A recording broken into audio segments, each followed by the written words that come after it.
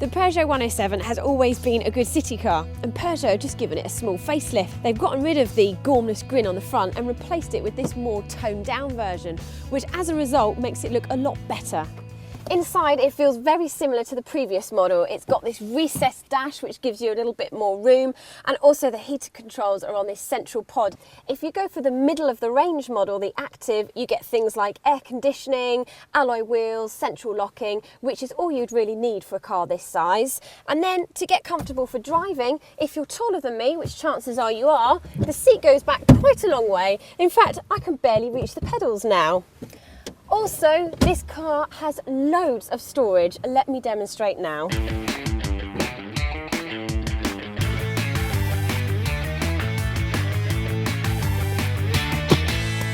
There. The 107 is a small car, so it's easy to manoeuvre around town, and having the wheels in the outer edgemost corners of the car means it's easy to know where it is on the road, which is perfect for darting in and out of traffic. Also, all the controls are very light. The steering's light, the clutch is light, which is perfectly suited to the Diddy 1 litre 3-cylinder petrol engine, which returns an impressive 62 miles to the gallon.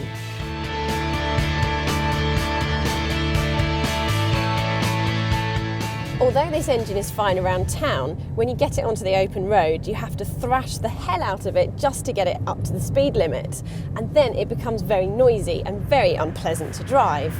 In fact, I wouldn't want to go on a long journey in this car, because not only is there excessive road noise, but also because the suspension is so firm, it's quite an uncomfortable ride.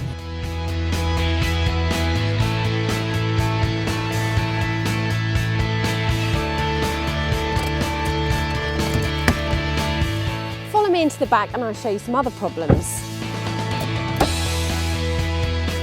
I'm not going to complain about the space in the back here, because actually for a small car it's not bad. I've got plenty of room, and an average size adult would be just about okay in here.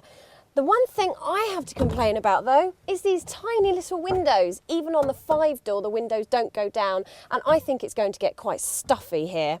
And quality wise, this exposed metal and cheap plastic, no good.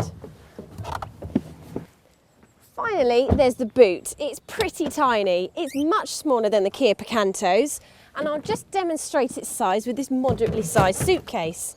That's pretty much the boot full. Now, obviously, if you want to carry larger items, you do have the benefit of being able to fold the seats down. But there's a slight problem with that. I can either carry passengers or their luggage, not both at the same time. But let's face it, it's not really the sort of car that you're going to be taking on holiday, is it? It's a city car. It's cheap to buy, it's cheap to insure, and it's cheap to run. And because of that, it holds its value come resale time.